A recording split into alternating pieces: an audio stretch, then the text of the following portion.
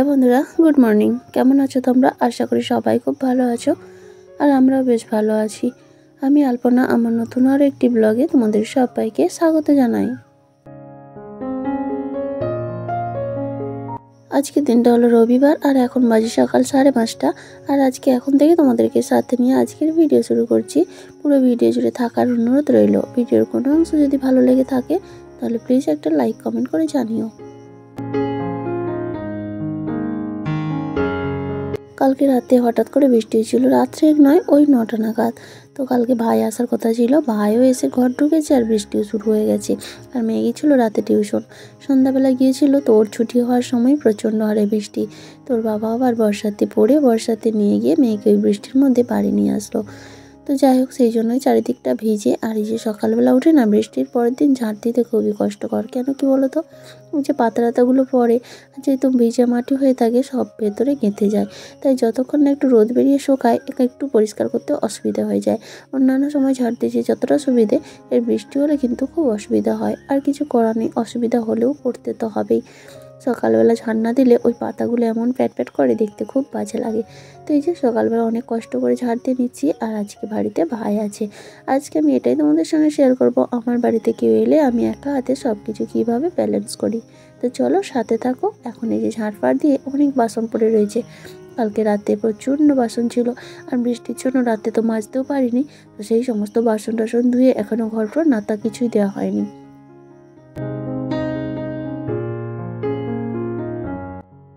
কালকে একজন বন্ধু দিদিভাই জানতে চেয়েছে আমি কিভাবে ভিডিও আপলোড দিই, আর ভিডিও ডেসক্রিপশান বা ট্যাগ কিভাবে লিখি, সবটাই জানতে চেয়েছে। তো কমেন্টের মাধ্যমে এগুলো তো বলা সম্ভব নয়। তার জন্য দিদিভাই একটু ধৈর্য ধরো, আমার ফোনটা না একটু খারাপ হয়ে গেছে। ফোনটা ঠিক হলে আমি এই নিয়ে একটা ভিডিও তোমাদের সঙ্গে অবশ্যই শেয়ার করব, কারণ এইরকম ধরনের কমেন্ট বেশ কয়েকটা আসছে।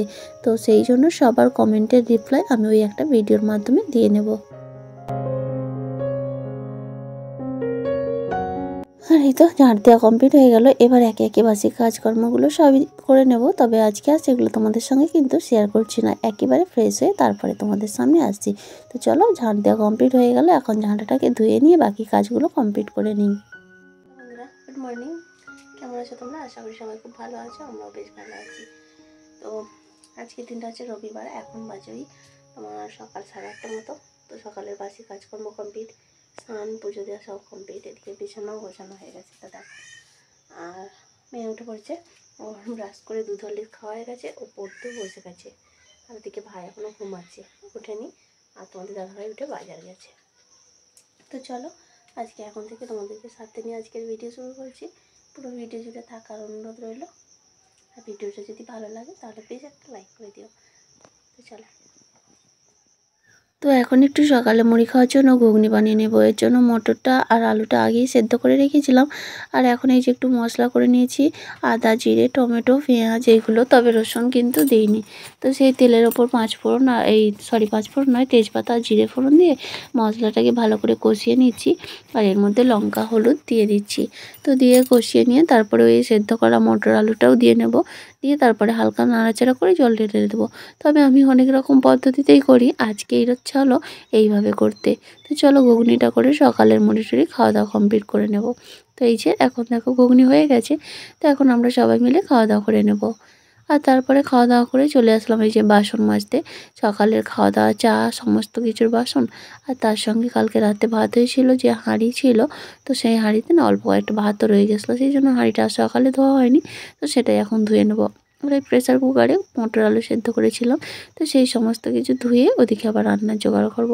তো আজকে একটু মাংস হবে, তোমাদের দাদাভাই মাংস আনতে গেছে, যেহেতু ভাই এসছে বাড়িতে।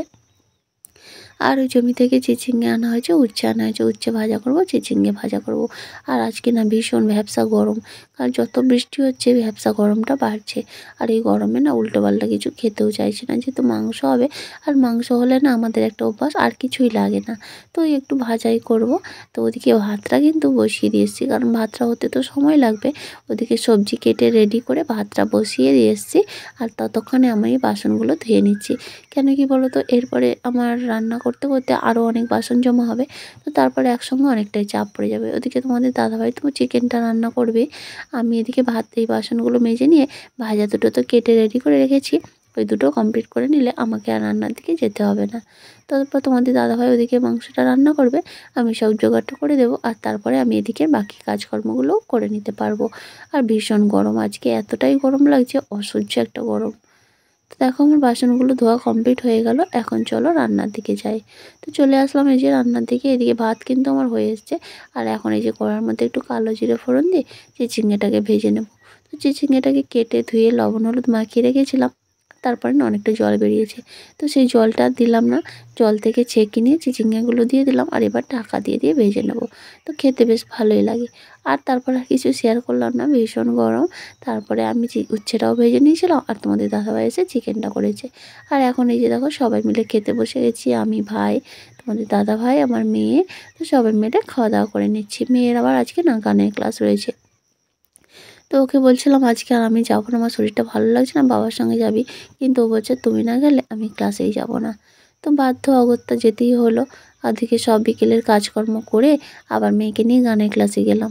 তো ফিরে আসলাম এই যে, এসে ওই সন্ধে টন্ধে দিয়ে, আর চা আজকে খাইনি, এত গরম লাগছে। তোমাদের দাদাভাই আবার মিটিংয়ে গেল। এদিকে ভাই ওই পাশের বাড়ি কয়েকজন ছেলে আছে, ওদের ওদের এলে ওদের সঙ্গে একটু কথা টথা বলে, গল্প টল্প করে আর কি। তো সেখানেই বসে আছে। আর এদিকে মেয়ে বাইরে এখন লিখছে ওর টিউশনের পড়াগুলো, আর আমি এই যে এগুলো সব কেচেছিলাম সকালে, তো সেইগুলোই গুছিয়ে নিচ্ছি। এত কাজের মধ্যেও কিন্তু কাছাকাছি বন্ধ হয় না, প্রত্যেক দিনের যে রুটিন সেটা তো থেকেই থাকে। আর এইভাবেই না একটু বুদ্ধি করে সব কিছু ব্যালেন্স করতে হয়। তো এখন এই যে এগুলো গুছিয়ে নিয়ে ওদিকে ভাত করব শুধু, আর দুপুরের অনেক তরকারি রয়ে গেছে, মাংস জানো তো। তোমাদের দাদাভাই তাই বলছিল এবারে এত পরিমাণ বেশি হয়ে গেল কেন। আসলে না গরমটা অতিরিক্ত, তো খাওয়া যাচ্ছে না। তো সেই কারণে রাতে আর বিশেষ কিছু করব না, আর এই গরমে উল্টোপাল্টা খাওয়াটাও একেবারে ঠিক নয়, শরীর খারাপ হয়ে যাচ্ছে। তো সেই কারণেই আর কি, ভাই তো খেতেই চাইছিল না মাংস, কালকে খেয়েছে, বাড়ি গিয়েছিলো মানে কাকিমাদের ওখানে, পরশুদিন মানে তার আগের দিন ওরা যেখানে থাকে বাবা আরও সেখানে খেয়েছে। তো সেই কারণে না চাইছিল না। এবার অনেক দিন পরে এলে দেখো মাংসটা না করলে একটা কেমন লাগে, তাই না? মাছ করলে যেন পোষায় না, মাংস না করলে হয় না। তো আমার তো অনেক কিছু ইচ্ছা থাকে, একটু লুচি করব, একটু পিঠে পিঠে করব, যেহেতু মা নেই, ওরা তো সেইভাবে পায় না যে একটু করে পাঠাবো, সেটাও না হয়ে ওঠে না। যেহেতু দূরে থাকে, কাছাকাছি হলে করে একটু পাঠিয়ে দিলাম, যেহেতু অনেকটা দূর সেখানে সম্ভব হয় না। আর এইভাবে ভাই এসে ভাই বা বাবা যেই আসুক না কেন একটা দিনের বেশি থাকতেই পারে না। তো এই একদিনে আর কত কী করতে পারি, তাই না? এদিকে গরম, তো শরীরটাও খেয়াল রাখতে হবে, শুধু আমার নয়, সঙ্গে যারা খাবে তাদের কথাও ভাবতে হবে, তাই না? তো সেই জন্যই আর কিছু করা হয়ে ওঠেনি, মনটা ভীষণ খারাপ লাগে। তো কালকে ভোরেই আবার ভাই চলে যাবে, জানো তো। তো মেয়ে তো খুব কান্নাকাটি করছে, এই একদিনের জন্য এসছে, কালকে এসছে, আবার আজকের দিনটা থেকে কালকেই চলে যাবে। কিন্তু কি করব বলো, তাদের তো কাজ না, প্রত্যেকটা মানুষের কাজটাই তো আসে, আর তো লোকের কাজ নিজের ইচ্ছা মতো কিছু করা যায় না। তো যাই হোক, দুপুরে ঘুমিয়েছিলাম, ঘুমোই নেই মানে শুয়েছিলাম, তোমাদের দাদাভাই ঘুমিয়েছিল, তো বিছানা ফিছানা সবই পড়েছিল। এখন বিছানাটা গুছিয়ে নিলে এই ঘরে চলে আসলাম, ভাইয়ের বিছানাটাও একটু সুন্দর করে গুছিয়ে দিচ্ছি। আর ওদিকে ভাতটা কিন্তু আমি আগে বসিয়ে দিয়েছি, কারণ তোমাদের দাদাভাই আবার 9:30টার সময় ডিউটি যাবে, তো সেই কারণেই।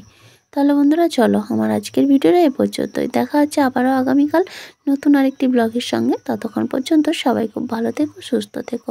তাহলে চলো আজকের মতো টাটা, গুড নাইট।